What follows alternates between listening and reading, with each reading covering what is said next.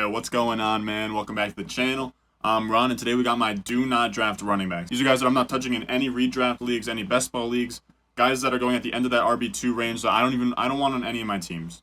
So I'm gonna go over that in a second, man. If you're new here, go down below, subscribe, leave a like, comment. I'm gonna be putting out a lot of content between now and week 1 of the NFL season, so stay tuned for all that. And I'm not gonna waste any more of your time or my time, so let's go. My name is my kid. I got the juice. So we got Leveon Bell, part-time running back, full-time rapper. That boy's ass when it comes to both jobs. He is going at the 403 as the RB20. I'm not a fan of what Leveon Bell has looked like on the field. I don't think this is the same guy that we know from Pittsburgh, the guy who was dominating. He's 28 now. I'm a Jets fan. I've been living through this Leveon Bell shit. I remember when he got signed, I was jumping for joy, whatever.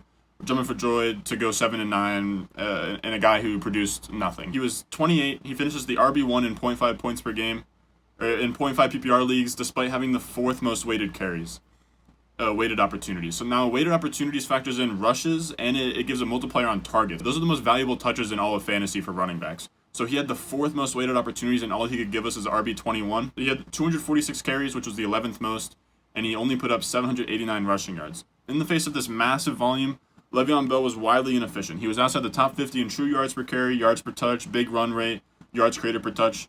Those metrics aren't 100% his fault because he's on the Jets. I've been a fan of that team my whole life. But all we got is 2 years of Mark Sanchez, and the rest of that is all a blur of just ass. Just straight ass. Last year was ass. We had Sam Darnold with the mono, and even after that, we were still struggling. So Le'Veon Bell's not in the best position, but he didn't help himself much at all, man. Now, in 2020, I don't see the Jet situation getting much better. They added Mekhi Becton and some other free agents on the O-line, but Pro Football Focus had them going from the 28th best O-line in 2019 at the year's end ranking, and the rankings for 2020 has them as the 27th best O-line. So literally, not much improvement in year 1. I think in the future, for any of those Jets fans out there, I think that we're going to see that O-line grow. We're going to see Denzel Mims grow. But for now, Robbie Anderson leaves. We bring in Perriman and Mims. I'm not sure that's really much that's going to do much or move the needle much. I think it's going to be very much the same team in 2020. They're going to probably go somewhere around that 5-11 to 7-9 range, at the very best 7-9 range. That's on the back of a terrible offense. Last year they had they were 31st in offensive DVOA, which is an efficiency metric by Football Outsiders.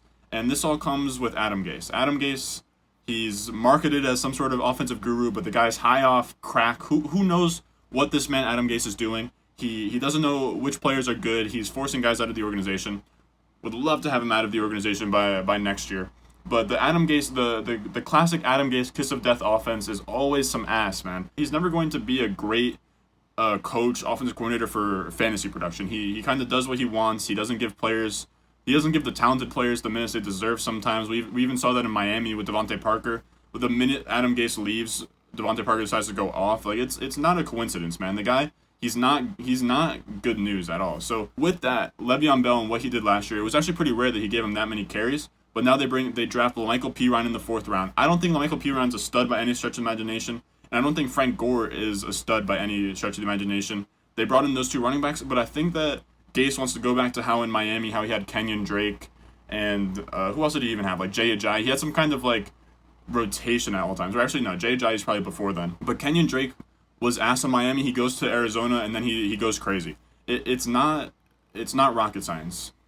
Adam Gase, he's not good for fantasy. He's going to keep this as a rotation with Le'Veon, or not a rotation, but there's no way he gets the 4th most weighted opportunities again. So I think the Jets offense is bad news for Le'Veon Bell. And I see him as like a top 24 fringe back based off pure volume alone. The O-line's not helping him. The offense isn't helping him. He's going to get his opportunities scaled back. So he's just a guy I'm really staying away from this year. All right, next we got David Johnson. He's going off the board at the 402 and FFPC leagues as the RB19. Everybody is very optimistic about David Johnson right now because they're all looking at his first 6 weeks. Do those first 6 weeks prior to injury. Now, why is he the RB19 if he was the RB6 when healthy? Well, his production at face value, in my opinion, when you look at it, okay, RB6, super impressive, but when you really do a deep dive into what those weeks entailed, it's nothing to be super happy with. A lot of it was on the back of receiving production. He only averaged 49.7 yards per game rushing and only had 2 rushing touchdowns in those 6 weeks. He averaged 6.8 targets, 5 catches, 52.5 receiving yards, and had 3 total receiving touchdowns in that span. He was getting more yards in the air than he was on the ground, running the ball between the tackles. But that's always the kind of runner he's been. He's a much better pass catcher than runner, and that's honestly fine. But the problem is with this Houston scenario is he's not going to be cemented as this pass catching back who can also run the ball. He's going to be put into that Carlos Hyde role, and they're expecting him to run between the tackles. Deshaun Watson doesn't pass much to the running back. He only had the running backs in Houston as a whole only had a 14.6% target share last year, and 79% of that target share was to Duke Johnson. Duke Johnson, I think they see more as that satellite back. He might even line up in the slot out of the backfield for catches, swing routes, whatever. But we know that the player personnel department over in Houston with Bill O'Brien and whatever the fuck he's got going on in that personnel room, I don't think that they're really looking at David Johnson as in the same way that Kingsbury was, a guy that you should be putting in the slot, that you should be motioning out to free up the linebacker, see if they're going man zone. You could get really creative with that, but I don't see Bill O'Brien doing much with it, especially with the fact that Carlos Hyde is the one leaving, not Duke Johnson. So if Carlos Hyde leaves, he gives him 254 vacated carries to work with, David Johnson, but the problem is that Hyde only had 16 targets last year. I personally don't see David Johnson getting more than 40 targets this year after Carlos Hyde leaving, because Duke Johnson's still there. He's still going to get a lot of targets.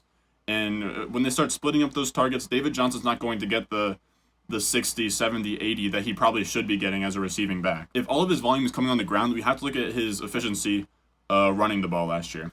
All right, so David Johnson, in that air raid offense, it actually gave him really good running lanes. He was outside the top 60 with only 6.2 defenders in the box on average, and he had the 6th highest percentage of carries with a light box, yet he still struggled running the ball. He was 55th in true yards per carry, 36th in big run rate, and he was outside the top 45 in juke rate and yards created per touch. So he wasn't doing much in between the tackles. All of his production was on the outside. But in Houston, his role is going to be, he's going to be kind of pegged as that between the tackles back to fill in for Carlos Hyde. And I think it's going to get really ugly. That's not the kind of back he is, but I know that those are going to be the touches that he's going to get. So he's going to get touches that aren't meaningful to his game and don't make sense for his skill set. And he's an injury liability. We've seen the last 3 seasons, he hasn't been able to stay on the field. I think there's too many red flags in the situation for me to rely on him in the early 4th round. So I'm just not touching David Johnson in leagues this year. All right, last up we got Devin Singletary. He's going off the board as the RB24 in the middle of the 5th round. And in 2019, this boy, he impressed a lot of people. He impressed me. I didn't think he was really too special, but he finished as the RB28 with 12.3 points per game and only had the 31st most weighted opportunities among running backs. So he did what he could with what he was given, and he proved to be super efficient. He performed well in plenty of efficiency metrics. He was inside the top 5 in big run rate, true yards per carry, and juke rate, with plenty of other respectable marks there.